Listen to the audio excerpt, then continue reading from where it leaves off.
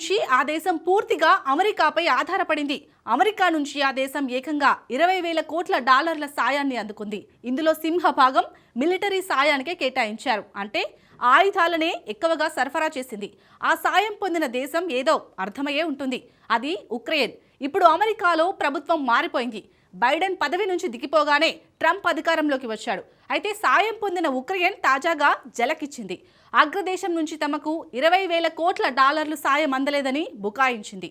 తమకు కేవలం 7,500 కోట్ల డాలర్ల సాయమే అందిందని ఉక్రెయిన్ అధ్యక్షుడు జెలెన్స్కీ చెప్పాడు. మిగిలింది ఏమైందో తమకు తెలియదని సంచలన వ్యాఖ్యలు చేశాడు. ఉక్రెయిన్కు నిజంగానే అమెరికా 20,000 కోట్ల సాయాన్ని అందించిందా? ఉక్రెయిన్ అధ్యక్షుడి వాదనలు ఎంతవరకు వాస్తవం? Watch the story. ఉక్రెయిన్కు అమెరికా సాయం పూర్తిగా అందలేదా? అమెరికా ఇచ్చింది ఎంత? ఉక్రెయిన్ పొందింది ఎంత? జెలెన్స్కీ చెప్పేదానికి అమెరికా ఇచ్చిన దానికి పొంతన లేదా? రష్యా ఉక్రెయిన్ యుద్ధం 3 ఏళ్లకు చేరుకుంటుంది. 2022 ఫిబ్రవరి 22న ఉక్రెయిన్పై రష్యా దాడిని ప్రారంభించింది. నిజానికి ఉక్రెయిన్ 2 రోజుల్లో రష్యా ముందు లొంగిపోక తప్పదని అందరూ భావించారు. కానీ అనూహ్యంగా రష్యా దాడులను ఉక్రెయిన్ తిప్పికొట్టింది. 3 రోజుల్లో ముగుస్తుందనుకుంటున్న యుద్ధం 3 ఏళ్లకు చేరుకుంటుంది. అయితే ఉక్రెయిన్ పోరాటానికి అమెరికా, మిత్రదేశాలు సహకారం అందించాయి. కీవ్ తనను తాను రక్షించుకునేందుకు అవసరమైన ఆయుధాలను భారీగా అందించాయి. ఇందులో అమెరికా సాయమే ఎక్కువగా ఉంటుంది. 3 ఏళ్ల కాలంలో 17,000 కోట్ల డాలర్లను సాయం కింద అమెరికా అందించింది. మన కరెన్సీలో చెప్పాలంటే ఉక్రెయిన్కు 17,41,000 కోట్ల రూపాయల విలువైన సాయాన్ని అమెరికా చేసింది. ఈ నిధులతో పాకిస్తాన్, శ్రీలంకకు ఉన్న అప్పులన్నీ తీరిపోయేవి. కానీ యుద్ధంలో ఉక్రెయిన్ మాత్రం పైచేయి సాధించలేకపోయింది. ఉక్రెయిన్ ఏకంగా 20% భూభాగాన్ని కోల్పోయింది. తూర్పు ఉక్రెయిన్లోని పలు భూభాగాలను రష్యా తమ నియంత్రణలోకి తీసుకుంది. ట్రంప్ రాకతో యుద్ధం ముగుస్తుందని అందరూ భావిస్తున్నారు. తాను బాధ్యతలు చేపట్టిన తొలి రోజే ఉక్రెయిన్ యుద్ధాన్ని ఆపేస్తానని డొనాల్డ్ ట్రంప్ పదే పదే హెచ్చరించారు. దారుణమైన ఈ యుద్ధాన్ని ముగించాలని ఆ 2 దేశాలకు సూచిస్తున్నాడు. రష్యా అధ్యక్షుడు పుతిన్తో చర్చలు జరుపుతామని ట్రంప్ చెబుతున్నాడు. ఇప్పటికే చర్చలు తమ బృందం మొదలుపెట్టినట్లు ట్రంప్ వెల్లడించాడు. తాజాగా అమెరికా సాయంపై ఉక్రెయిన్ అధ్యక్షుడు జెలెన్స్కీ సంచలన వ్యాఖ్యలు చేశారు. అధ్యక్షుడు బైడెన్ హయాంలో 17,700 కోట్ల డాలర్ల సాయంలో తమకు అందింది కేవలం 7,500 కోట్ల డాలర్లేనని తెలిపాడు. అమెరికా అధ్యక్షుడు డొనాల్డ్ ట్రంప్ ఇజ్రాయెల్, ఈజిప్ట్ మినహా అన్ని దేశాల సాయాన్ని నిలిపేశారు. సాయం నిలిపివేసిన దేశాల్లో ఉక్రెయిన్ కూడా ఉంది. అయితే జెలెన్స్కీ మాత్రం తమ దేశానికి సాయం అమెరికా ఆపలేదని తేల్చి చెప్పాడు. అయితే ఉక్రెయిన్కు 20,000 కోట్ల అమెరికా సాయం చేసిందని ట్రంప్ చెప్పాడు. ట్రంప్ వ్యాఖ్యల్లో నిజం లేదని జెలెన్స్కీ చెప్పాడు. ఉక్రెయిన్ అందుకున్నది కేవలం 7,500 కోట్ల డాలర్లేనని ఓ ఇంటర్వ్యూలో జెలెన్స్కీ వెల్లడించాడు. సాయం కాదు, నగదు రూపంలో రాలేదని ఉక్రెయిన్ అధ్యక్షుడు వివరించాడు. 7,500 డాలర్ల సాయం కూడా ఆయుధాల రూపంలోనే ఇచ్చినట్టు వెల్లడించాడు. అయితే యుద్ధం సమయంలో తమకు మద్దతిచ్చినందుకు జెలెన్స్కీ అమెరికాకు కృతజ్ఞతలు తెలిపాడు. మరి తమకు కేటాయించిన 20,000 డాలర్లు ఏమయ్యాయో తనకు తెలియదని జెలెన్స్కీ స్పష్టం చేశాడు. అంత భారీ డబ్బు ఎక్కడికి వెళ్లిందన్నది ఇప్పుడు మిస్టరీగా మారింది.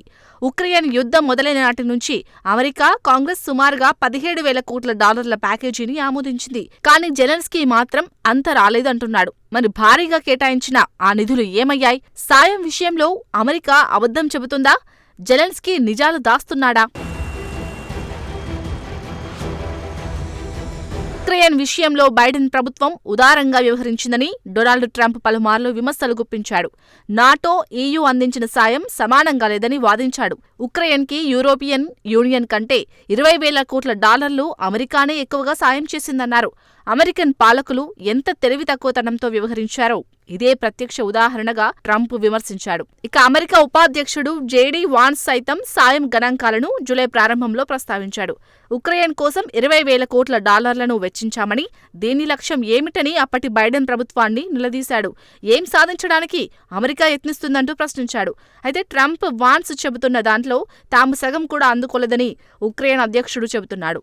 కేవలం 7,500 కోట్ల డాలర్ల సాయం మాత్రమే ఉక్రెయిన్కు అందినట్టు జెలెన్స్కీ వెల్లడించాడు. నిజానికి 2022 నుంచి అమెరికా కాంగ్రెస్ ఇప్పటి వరకు ఏకంగా $17,500 కోట్ల ఆమోదించింది. ఈ నిధుల్లో ఎక్కువ భాగం అమెరికన్ ఆయుధ పరిశ్రమలకు వెళ్లిపోయాయి. ఉక్రెయిన్లో యుద్ధానికి సంబంధించిన వివిధ అమెరికా ప్రభుత్వ కార్యకలాపాలకు కూడా నిధులు వెళ్లినట్టు నివేదికలు చెబుతున్నాయి. $9,200 కోట్ల ఆయుధ ఆర్థిక సాయం ఉక్రెయిన్కు అందినట్టు జర్మనీకి చెందిన కాయిల్ యూనివర్సిటీ తెలిపింది. యూరోపియన్ యూనియన్, బ్రిటన్ కలిపి $13,100 కోట్ల ఇచ్చినట్టు కాయిల్ యూనివర్సిటీ నివేదించింది. ఈ డేటా 2024 అక్టోబర్ నాటిది. జెలెన్స్కీ చెప్పిందే నిజమైతే ఆ నిధులు ఏమైనట్టు?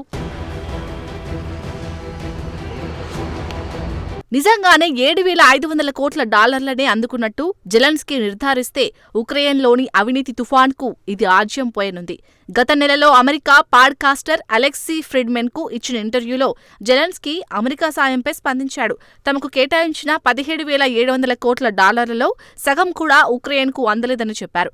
అయితే మిగిలిన డబ్బు ఏమైంది అంటే ఉక్రెయిన్లో పాతుకుపోయిన అవినీతి లేదా అమెరికన్ కంపెనీల లాబీయింగ్తో ముడిపడి ఉండొచ్చని జెలెన్స్కీ చెప్పారు.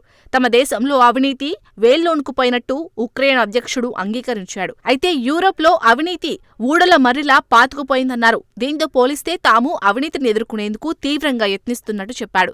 నిజానికి ఉక్రెయిన్లో అవినీతి అనేది తీవ్రమైన సమస్యగా మారింది. నిజానికి యూరప్లోని అన్ని దేశాల్లోనూ ఈ సమస్య కనిపిస్తోంది. వాస్తవానికి ట్రాన్స్పరెన్సీ ఇంటర్నేషనల్ ప్రకారం ఉక్రెయిన్లో అవినీతి అంటువ్యాధిలా మారింది. అవినీతిపై పోరాటంలో ట్రాన్స్పరెన్సీ ఇంటర్నేషనల్ రూపొందించిన అంచనా ప్రకారం 180 దేశాల జాబితాలో ఉక్రెయిన్ స్థానం 104. ఆ దేశంలో అవినీతి ఎంత దారుణంగా ఉందో దీన్ని బట్టి అర్థం చేసుకోవచ్చు. ఉక్రెయిన్ విదేశాంగ మంత్రి, ఆ దేశ జనరల్స్ కూడా అవినీతి ఆరోపణలు ఎదుర్కొన్నారు. అయితే ఉక్రెయిన్లో అవినీతికి కారణమేమిటి? ఎందుకు ఆ దేశంలో అవినీతి దారుణ సమస్యగా మారింది? 1990కి ముందు వరకు ఉక్రెయిన్ సోవియట్ యూనియన్లో భాగంగా ఉండేది. సోవియట్ యూనియన్ కుప్పకూలడంతో ఉక్రెయిన్ స్వతంత్ర దేశంగా ఏర్పడింది. అయితే సోవియట్లోని అవినీతి ఉక్రెయిన్ ఆర్థిక వ్యవస్థలో కూడా భాగమైంది. అవినీతిని ఆ దేశం అలవాటుగా మార్చుకుంది. ఈ అవినీతి కారణంగానే యూరోపియన్ యూనియన్, నాటో కూటముల్లోకి ఉక్రెయిన్ను తీసుకోలేదు. పాశ్చాత్య ప్రభుత్వాలు అవినీతికి వ్యతిరేకంగా పోరాటాన్ని తీవ్రంగా చేస్తున్నాయి. అందుకే ఉక్రెయిన్ ఎంత వేడుకున్నా నాటో, EU గ్రూప్ సభ్యత్వం ఇవ్వడానికి మాత్రం ముందుకు రావడం లేదు. ఉక్రెయిన్ యుద్ధం ప్రారంభమైన నాటి నుంచి సైన్యానికి సంబంధించిన అనేక అవినీతి కుంభకోణాలు బయటపడ్డాయి. సాయుధ దళాలకు సరఫరా చేసే ఆహారంతో సహా అతి విలువైన శీతాకాలపు గేర్, మోటార్ షెల్స్ విషయంలో భారీగా అవినీతికి పాల్పడినట్టు ఆరోపణలు వచ్చాయి. ఇవి అత్యంత దారుణమైన నేరాలు. ఎందుకంటే దేశం కోసం పోరాడుతున్న సైనికులకు సరైన వసతులను అందించకపోతే వారి జీవితాలే యుద్ధంలో ముగిసే ప్రమాదం ఉంది. శత్రువుల కంటే దేశంలోని అవినీతే ఉక్రెయిన్ సైనికుల పాలిట యమపాసంగా మారింది. అవినీతి కారణంగా యుద్ధం మరింత సంక్లిష్టంగా మారింది. ఈ పరిణామాలే తాజా పరిస్థితి వద్దకు తీసుకువస్తాయి. అమెరికా సైనిక సాయంపై స్పష్టత కొరవడింది. $20,000 కోట్ల ఏమయ్యాయనేది తీవ్ర దిగ్భ్రాంతికరమైన విషయం. అవినీతి కారణంగా ఉక్రెయిన్ను మిత్రదేశాలు విశ్వసించగలవా? తమ సాయం అవినీతి మార్గంలోకి వెళ్తుందని అమెరికా మిత్రదేశాలు భావిస్తే ఇక ముందు సాయం చేయగలవా అన్నది $1,000,000 ప్రశ్న.